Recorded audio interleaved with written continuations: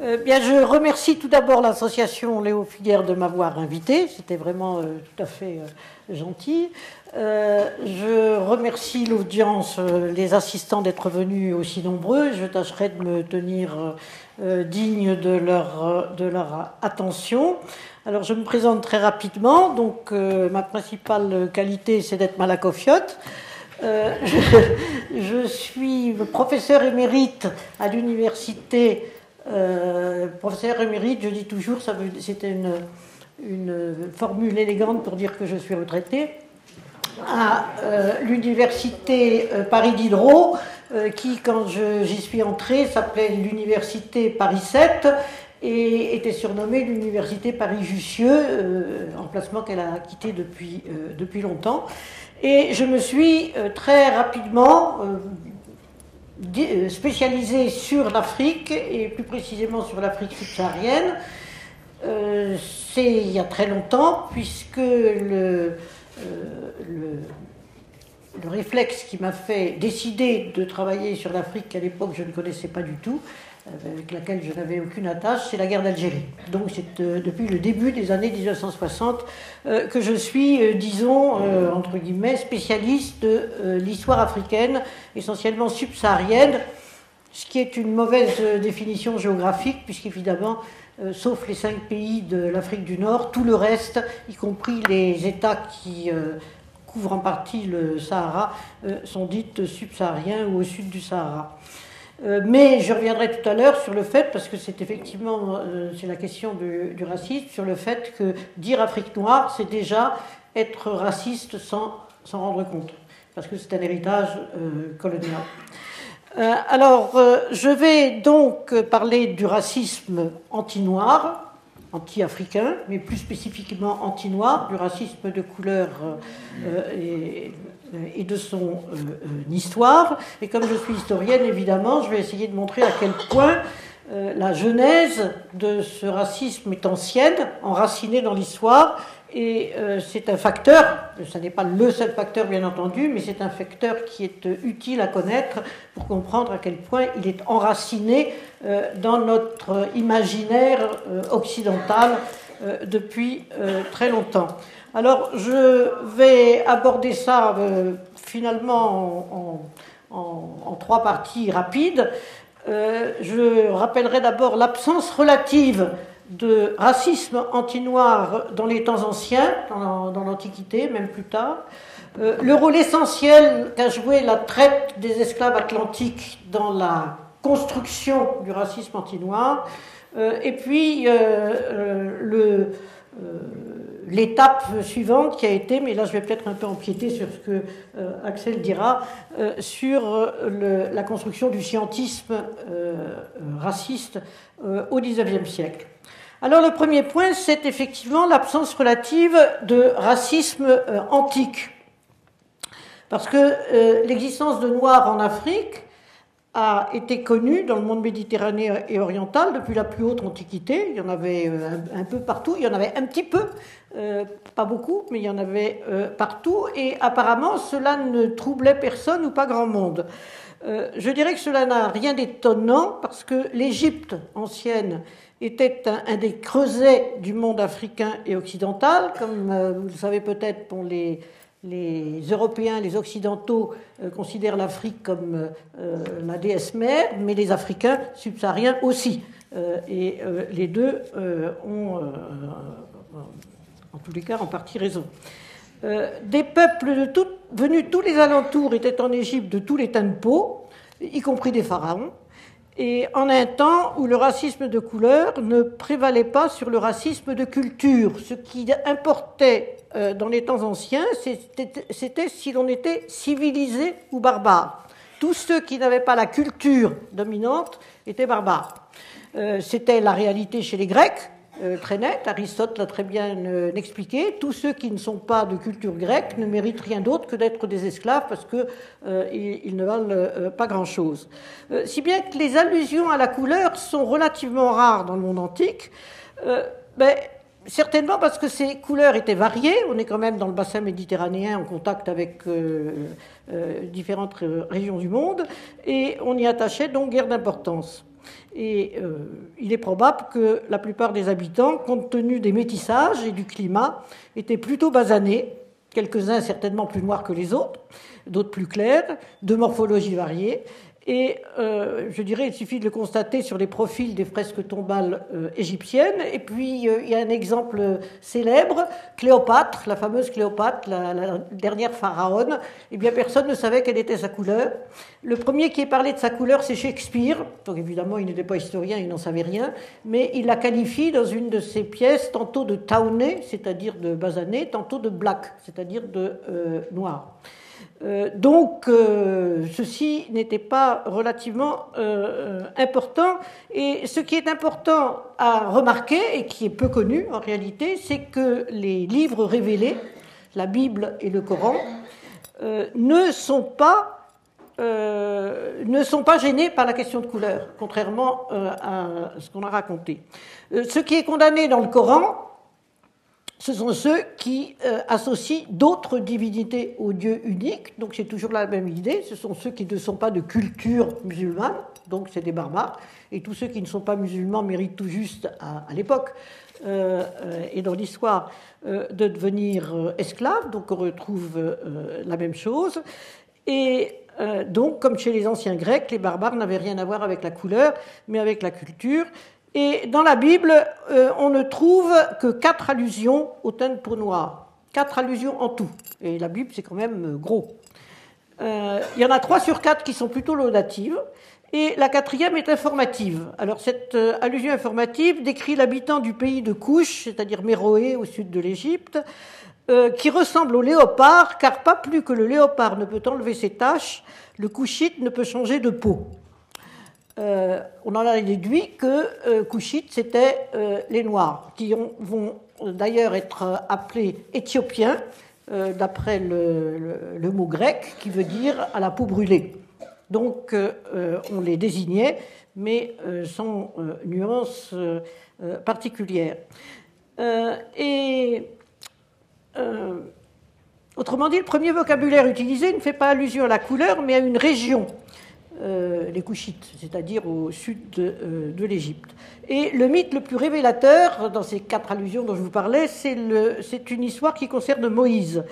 Celui-ci a eu beaucoup de femmes, comme les gens de l'époque, enfin comme les hommes de l'époque, et il a ramené un jour une Couchite ou éthiopienne, justement, c'est-à-dire une noire. La Bible raconte, il est réprimandé par sa sœur Myriam et par son frère Aaron. Et Dieu se fâche contre Myriam et pour la punir, il l'enveloppe dans un nuage dont elle ressort toute blanche mais lépreuse.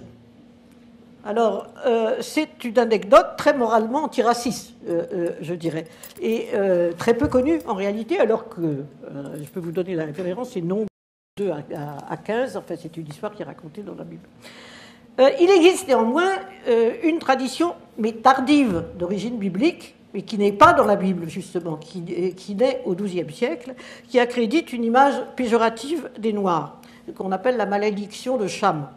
Alors le mythe se réfère à l'ivresse de Noé, qui aurait maudit son 3e fils dans sa descendance, la malédiction frappant son fils cadet, Canaan, c'est-à-dire le petit-fils de Noé.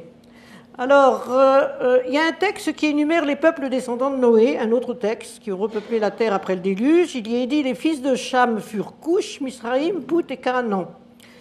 Couch et Misraïm, qui représentaient l'Égypte, sont en Afrique. Canaan représenterait la Palestine et Pout l'Arabie. Des interprétations tardives n'ont retenu que la descendance couchite de Cham. Cette légende a été construite a posteriori. C'est la légende de la malédiction noire apparue dans le monde chrétien du XIIe siècle, non développée au XVIe siècle.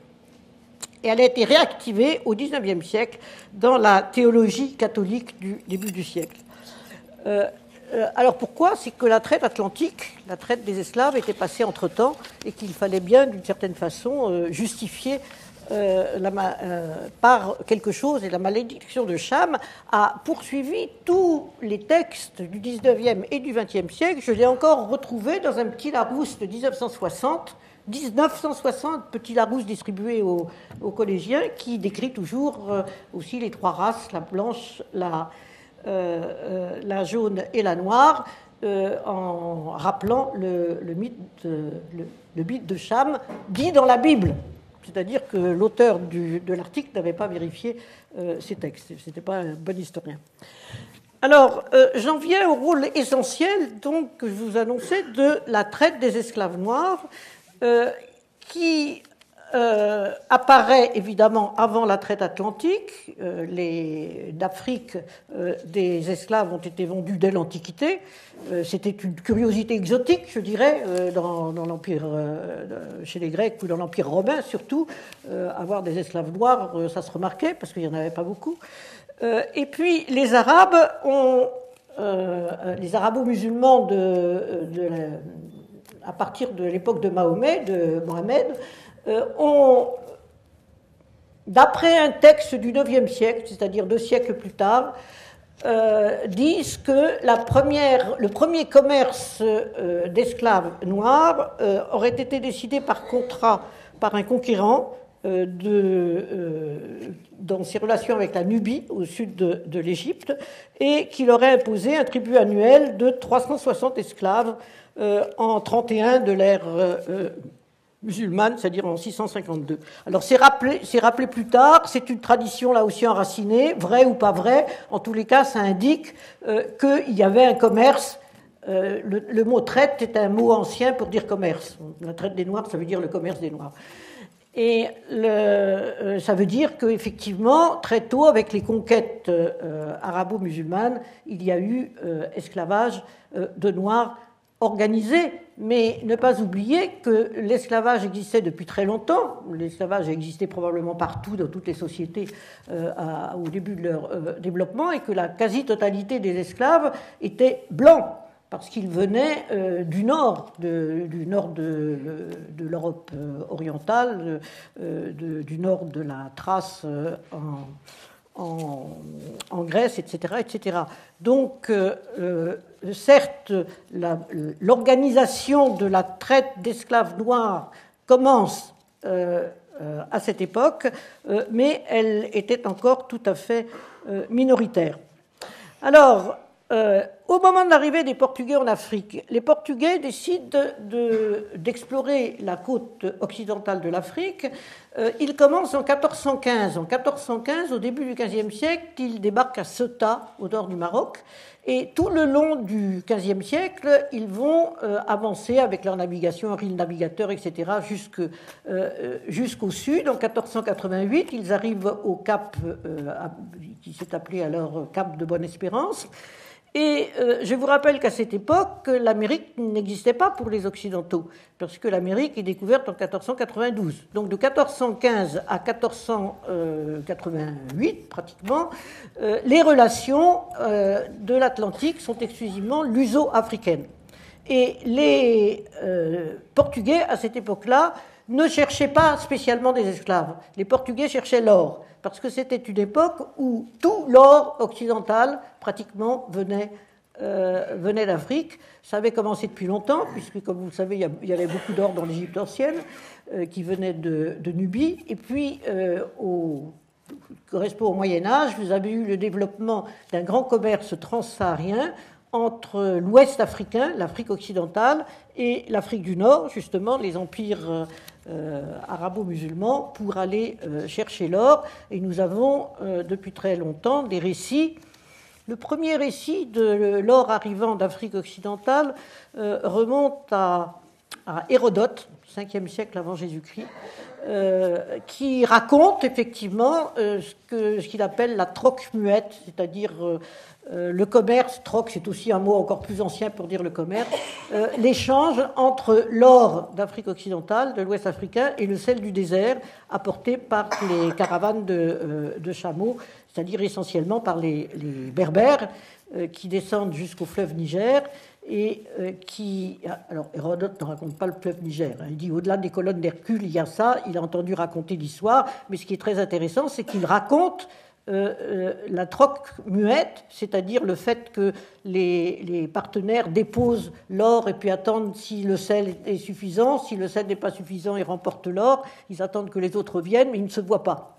Ce qui est très intéressant, et la raison pour laquelle je vous raconte cette anecdote, c'est qu'au XVe siècle, donc vers 1440, quand un Italien au service des Portugais, Alvise Cadamosto, débarque sur les côtes de Mauritanie, il décrit la troque muette, c'est-à-dire qu'elle existait toujours.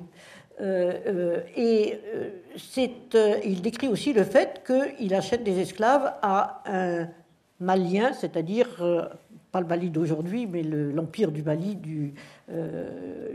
qui s'était développé à partir du XIVe siècle. Donc, vous avez une connaissance. Les Portugais veulent trouver l'or, c'est la première chose qui les intéresse. Ils trouvent d'ailleurs beaucoup d'or sur la côte de ce qui est devenu le Ghana aujourd'hui, qui était la Gold Coast et qu'ils avaient appelé la côte de l'or, pour raison. Et avec cet or, ils ont financé leurs expéditions.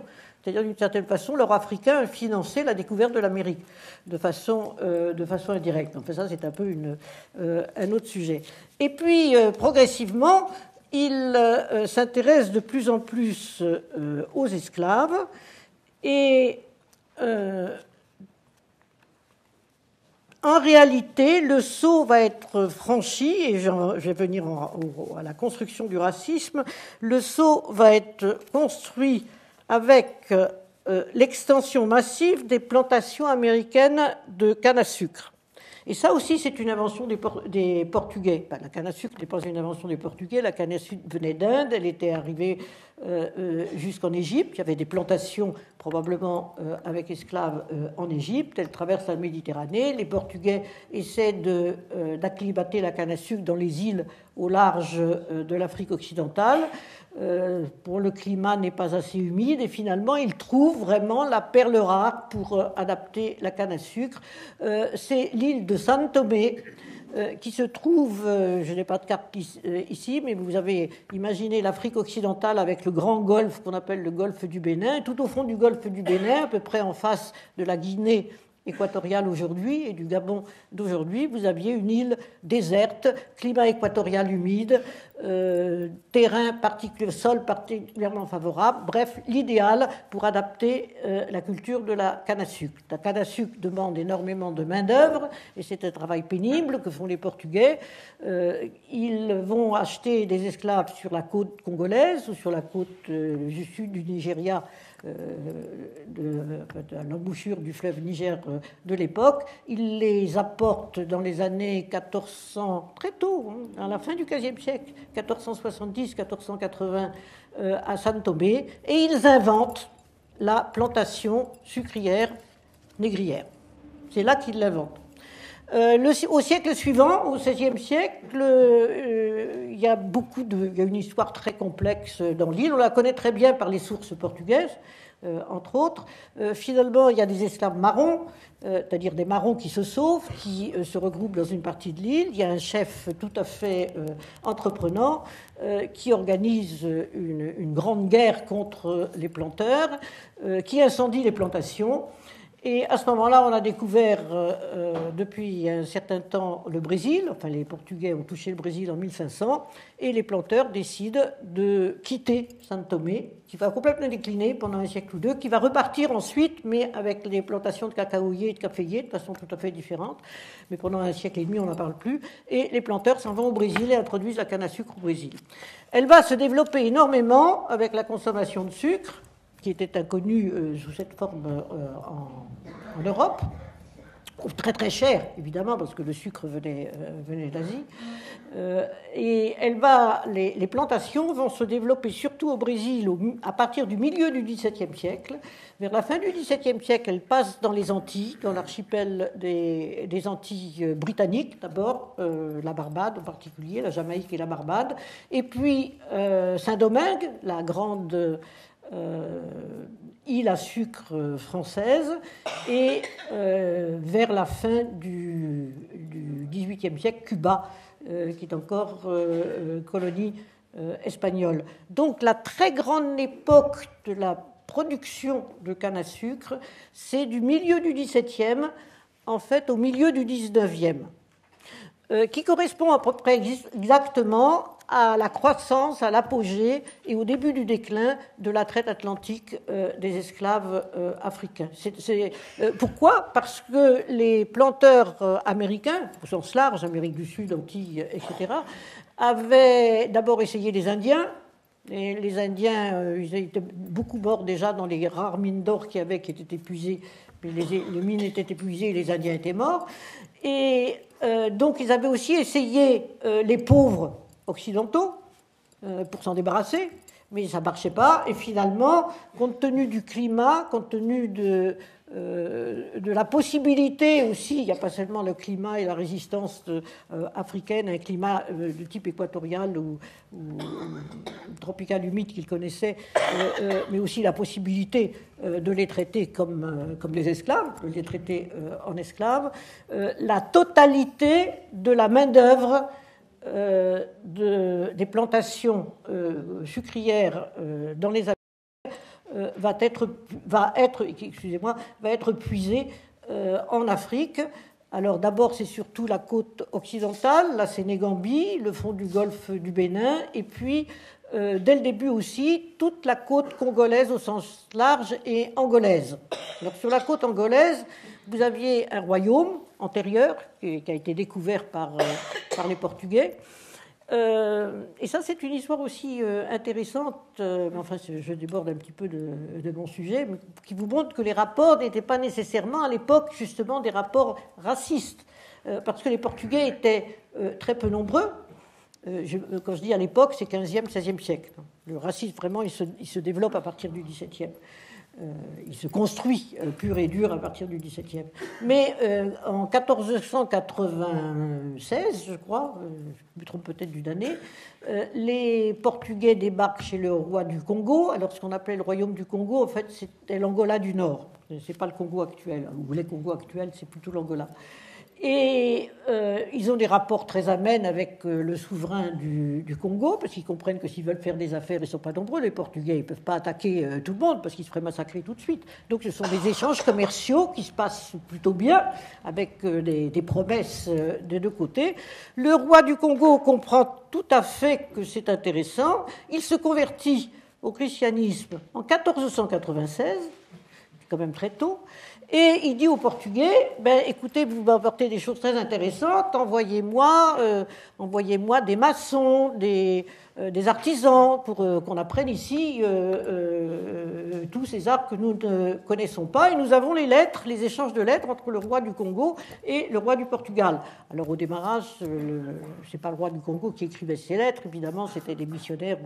Mais assez vite, ils se sont mis au Portugais, et donc la correspondance entre le Portugal et les souverains locaux de la zone est tout à fait importante au XVe et au XVIe siècle. Les Portugais ont joué le jeu la première fois. Ils ont effectivement envoyé quelques maçons et quelques personnes du genre.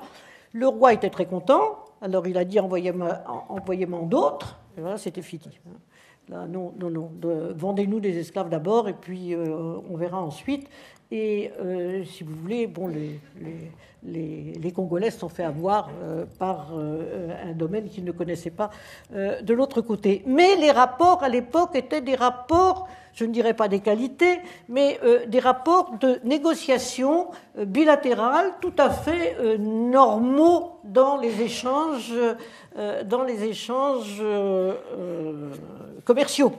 On avait des partenaires, alors ce n'était pas la masse des Africains, bien entendu, c'était les chefs, c'était une alliance de classe. Les chefs des deux côtés, les commerçants négriers d'un côté et les chefs de l'autre, ils voyaient qu'ils allaient pouvoir faire des bénéfices ensemble, et les Africains allaient chercher des esclaves ailleurs.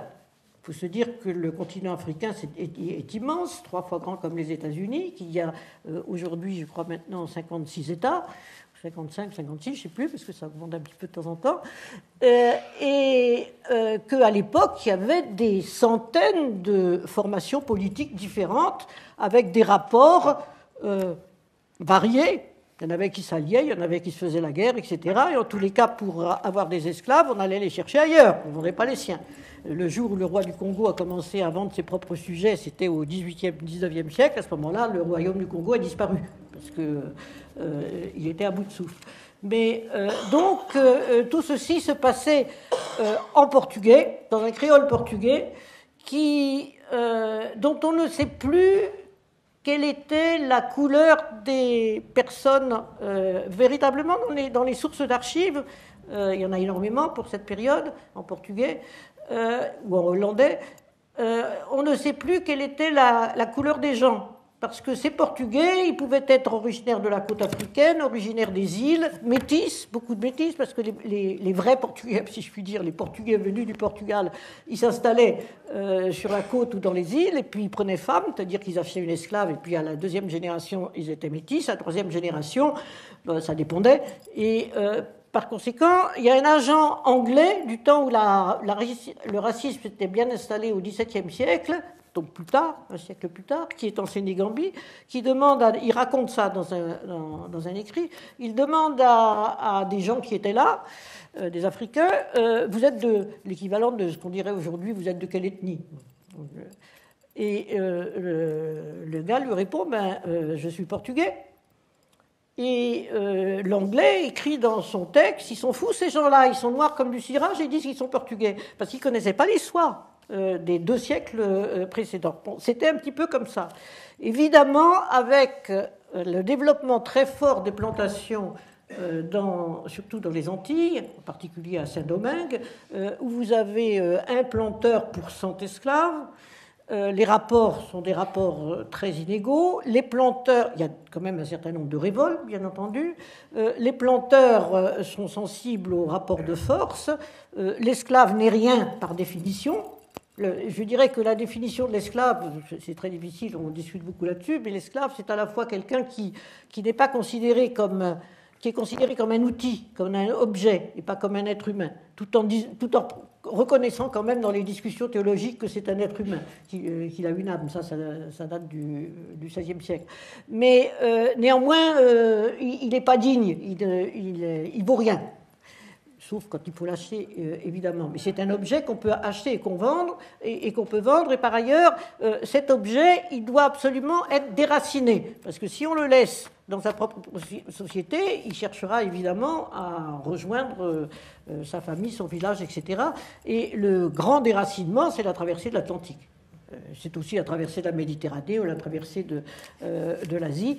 Ça se passe partout. Si j'avais une carte, je vous montrerais qu'au XVIIIe siècle et au XIXe siècle, la première moitié du XIXe siècle, les flèches qui montrent les traites des esclaves à partir d'Afrique. Si vous mettez l'Afrique au centre de la carte, en général on met l'Europe quand on est européen, on met les États-Unis quand on est américain, on peut mettre l'Afrique au centre de la carte. Et puis on cherche les circuits d'esclaves, il y en a partout. Il y en a vers l'Atlantique, il y en a vers l'océan Indien, il y en a à travers le désert du Sahara, et puis il y en a à l'intérieur, bien entendu. Au XIXe siècle, le continent est devenu un continent complètement pénétré par l'esclavage. Et pendant ce temps-là, du côté américain, on organise le statut des esclaves. Et la trace que l'on a très forte en France, c'est le code dit Code des Noirs. Il ne s'appelait pas comme ça au démarrage, c'était le Code des esclaves, mais il est devenu le Code des Noirs puisque tous les esclaves étaient noirs. 1685, rédigé par Colbert sous Louis XIV. Et ce code était un code qui était destiné à améliorer la condition des esclaves, tellement les excès étaient épouvantables. Puisque l'esclave était une chose, le maître avait le droit d'en faire ce qu'il voulait. Et quand on lit les différents articles du Code, on se dit qu'est-ce que ça devait être? Parce que le maître a le droit... Alors, c'est là qu'on quitte la culture pour la couleur. Et ça, c'est dès l'article 1er du Code, parce qu'on est l'année aussi de la révocation de l'édit de Nantes, c'est-à-dire que le catholicisme revient en force en France, 1685. Article 1er du Code des esclaves, tous les esclaves doivent être baptisés. Donc les esclaves, on les met dans notre culture, mais ils restent esclaves parce qu'ils sont noirs. Et ça, c'est vraiment une construction mise par écrit, enfin, qui s'est faite tout au long du XVIIe siècle et qui est mise par écrit à la fin du siècle, et qui montre véritablement à quel point le noir a été construit comme, disons que progressivement, tout noir ne pouvait qu'être esclave, et tout esclave était noir pour l'Occident. Il n'y avait plus d'esclaves blancs. Ça, c'était la fin des esclaves blancs. Si bien qu'au XVIIIe siècle, y compris dans l'encyclopédie, le mot nègre signifie esclave noir. C'est synonyme. Alors que le mot nègre, ça vient de niger en latin, qui veut dire noir, tout bêtement. Mais ça a évolué, et nègre veut dire esclave noir au XVIIIe siècle. Et là, les choses vont...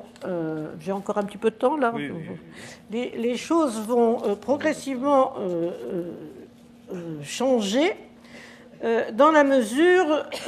alors, il y a quelque chose dont je n'ai pas parlé qui est très important aussi, c'est, et dont on a un petit peu oblitéré, on a tout à fait oblitéré pendant longtemps, jusqu'à ces dernières années, dans l'histoire française, c'est l'indépendance de Haïti. Grande révolte de Saint-Domingue, des esclaves, où il y avait énormément d'esclaves par rapport aux planteurs, qui commence en 1792, pendant la Révolution française, qui aboutit en 1794 à un vote de la Convention qui supprime l'esclavage dans les colonies françaises.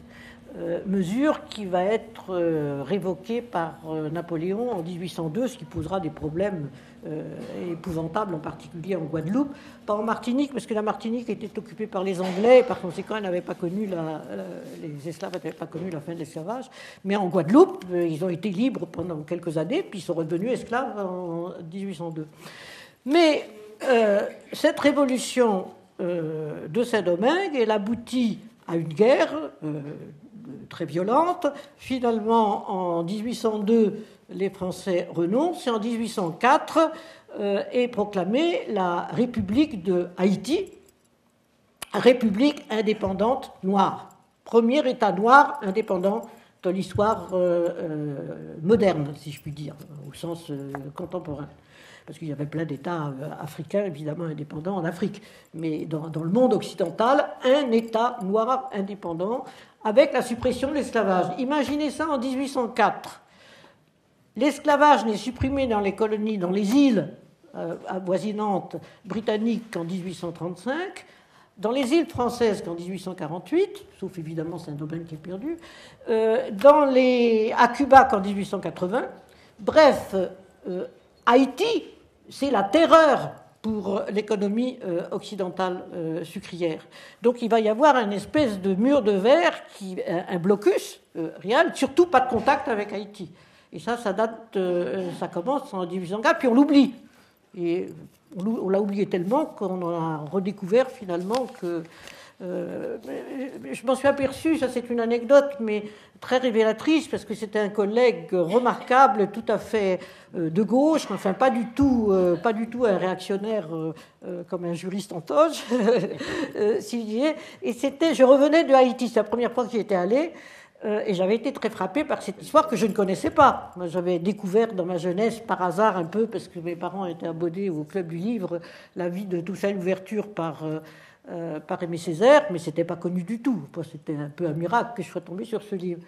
Et donc je reviens de Haïti, je demande à mon collègue qui travaille sur les insurrections populaires au moment de la Révolution française. Je lui dis, est-ce que tu as pensé à Haïti? Ah non, il m'a dit, pas du tout. Ben, il ne savait même pas que ça existait. À ce moment-là, on disait Haïti, c'est une histoire qui est surtout une histoire entre les Français, la marine française, la marine britannique, qui avait vu à quoi. Ben, il y a eu quand même une révolte très importante, une histoire très importante. Et tout ceci a renforcé, évidemment, au XIXe siècle, la terreur d'une révolte de la part des planteurs. Il fallait surtout, donc, il y a un renforcement de la dureté de l'esclavage pendant un certain temps, mais l'esclavage devient de plus en plus impopulaire, malgré tout, pour toute une série de raisons. Si vous voulez me poser des questions, je pourrais vous donner quelques-unes de ces raisons, mais enfin, je ne vais pas m'attarder là-dessus. Le résultat, c'est que l'esclavage, le commerce des esclaves, ce n'est pas la même chose. Le commerce des esclaves, c'est une action commerciale. L'esclavage, c'est un statut. Le commerce des esclaves a été interdit par les Britanniques en 1807. Et ils ont imposé, c'est ce qu'on apprend dans les livres scolaires, ils ont imposé aux autres États occidentaux, à la fin des guerres napoléoniennes, au Congrès de Vienne en 1815, la suppression de l'esclavage, la suppression de la traite des esclaves partout. Mais quand on regarde le traité de Vienne, ce que j'ai fait, il y a un article complémentaire au traité qui dit que les États occidentaux s'engagent à supprimer la traite dès qu'ils le pourront. C'est quand même pas tout à fait la même chose. Les Français obtiennent un moratoire de 5 ans et ça a été travaillé, tout ça aussi. Il y a toutes les archives, les échanges en particulier entre le gouvernement Louis XVIII, puis... comment il s'appelait Louis XVIII, ça m'échappe, enfin c'est pas grave. Charles X, merci. Qui officiellement proclame des ordonnances disant que la traite des esclaves est supprimée, mais qui officieusement, il y a des instructions secrètes au port disant, bon, soyez pas trop sévères quand même, etc. Le port de Nantes, qui était le plus grand port négrier, a quand même eu 200 expéditions négrières entre 1820 et 1830. C'est beaucoup pour passer inaperçu, malgré tout. Et la loi supprimant la traite des esclaves en France, c'est 1831, Louis-Philippe. C'est-à-dire qu'il n'y avait pas de loi avant. Donc il n'y avait que les ordonnances royales et puis le bon vouloir des autorités portuaires. Donc en fait, l'interdiction de la traite des esclaves français, c'est 1831. C'est ça qu'on devrait enseigner. Et la démonstration, c'est qu'à partir de 1800, le dernier navire nantais, négrier, quitte Nantes en 1833. C'est-à-dire que là, ça a été véritablement très efficace. On peut relier ça au fait que la France a bien avancé sa révolution industrielle, que les plantations sucrières que le groupe de pression des colons est beaucoup moins fort qu'avant, etc. Et que 1831, là, effectivement, le groupe de pression des colons ne compte plus pratiquement. Enfin, je schématise un petit peu. Donc, il n'y a plus d'esclaves au XIXe siècle. Et dès la deuxième moitié du XIXe siècle, du XVIIIe siècle, les philosophes, les Lumières, etc., sont contre l'esclavage. Les philosophes et les Lumières sont tout à fait hostiles à l'esclavage, mais pas non racistes. Hein. C'est même à ce moment-là que va se développer, dans la deuxième moitié du XVIIIe siècle, la jeunesse des théories scientistes racistes. Alors le premier, c'est un Suédois qui s'appelle Linné, qui classe toutes les espèces, qui fait des catalogues extraordinaires. C'est un très grand savant, enfin très connu, très impressionnant, mais qui catégorise les différentes races humaines. Ils ne sont pas pareils, caractérisées chacune par des caractères spéciaux. Je ne sais plus quels sont les caractères des Noirs, mais enfin, ils sont colériques et je ne sais plus, enfin, bon, pas d'importance. Buffon, deuxième moitié du XVIIIe siècle, lui est plus mesuré. Il pense qu'il y a une espèce humaine. D'ailleurs, dans le cadre de la chrétienté, c'est quand même difficile de ne pas dire qu'il y a Adam et Ève à la source de tout le monde, mais que selon l'environnement et les conditions environnementales, il y a eu plus ou moins dégénérescence de certaines descendances, et que la dégénérescence a été maximale en Afrique à cause du soleil, du climat, etc. Et par conséquent, ça a donné, on ne connaissait pas encore la génétique à l'époque, ça a donné les esclaves, quoi, ça a donné les Noirs. Il n'y a plus d'esclavage après. Il n'a pas pu y avoir d'esclavage, mais les Noirs, il faut qu'ils restent inférieurs. Je mécanise un peu, je simplifie beaucoup, mais les Noirs sont des inférieurs depuis toujours, enfin depuis plusieurs siècles. Bon, on ne peut plus les reconnaître comme inférieurs à la couleur. c'est pas parce qu'il est noir qu'il est esclave. Et puis il n'y a plus d'esclaves progressivement. Alors qu'est-ce qu'il est? Ben, il est inférieur, on dirait aujourd'hui génétiquement, on pouvait le dire à l'époque parce qu'on ne connaissait pas, mais d'où la naissance des trois races, qui est effectivement annoncée par Buffon, qui va être développée tout au long du XIXe siècle avec des racistes littéraires, si je puis dire, du genre de Gobineau, qui, dans les années 1840, écrit un livre qui construit l'antisémitisme et promeut les Ariens, mais qui écrit sur les Noirs autant de méchanceté que sur les Juifs. Hein. Il en parle un peu moins parce que ce n'est pas son sujet, mais il est aussi virulent contre les Noirs que contre les Juifs. Tout ça, c'est des inférieurs, c'est des gens qui ne comptent pas. Et cette conviction scientifique se répand de plus en plus dans la deuxième moitié du XIXe siècle, où vous avez une série de scientifiques qui essayent de démontrer pourquoi il y a plusieurs races. On ne dispute plus le fait qu'il y a des races. Alors toujours avec l'idée que la supérieure c'est la blanche, l'inférieure c'est la noire. Entre les deux, il y en a 3, il y en a 5, il y en a 7. Enfin ça dépend. C'est les jaunes qui sont quand même civilisés, mais pas autant. Enfin bref, il y a toutes les nuances possibles. Mais vous avez à la fin du XIXe siècle une anecdote racontée par un biologiste américain. Je ne sais pas si le terme correct est biologiste, dans sa spécialité, qui, sur Broca, qui était un célèbre chirurgien, je crois. Anatomiste. Oui. Anatomiste, raciste, comme tout le monde à l'époque, absolument, et qui voulait trouver la preuve. Alors moi, je ne garantis pas l'anecdote, mais en tous les cas, elle m'a été garantie comme réelle. Donc, et puis je l'ai lu aussi dans, je ne sais plus comment il s'appelle, cet Américain génial et scientifique. Stephen Jay Gould.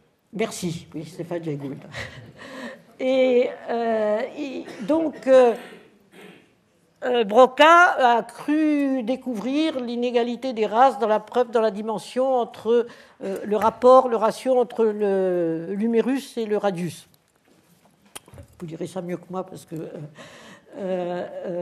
et il a voulu vérifier ses dires sur les mesures prises sur la sud-africaine, l'esclave sud-africaine,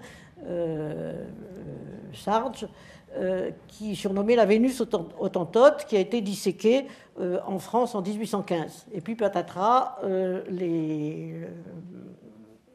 la Vénus Hottentote aurait été plus intelligente que le plus intelligent des Blancs, et par conséquent sa théorie tombait. Mais on en a été là, et il a fallu la génétique pour détruire cette idée de race.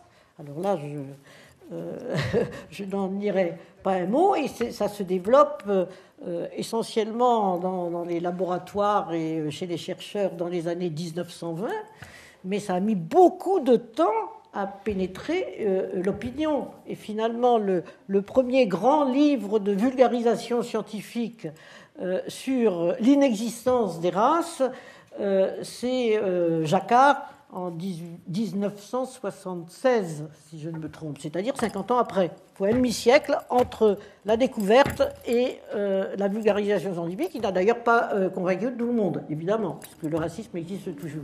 Alors, ça n'est qu'un seul racisme. Il y a bien d'autres racismes, bien sûr. Moi, je ne parle que du racisme anti-noir, mais c'est un racisme qui a une histoire spécifique et qui pèse très lourd dans l'héritage et dans l'imaginaire occidental, et qui est né depuis très longtemps. Et je pense que le 2 siècles et demi de traite des esclaves noirs intense pèse très lourdement sur cette histoire aujourd'hui.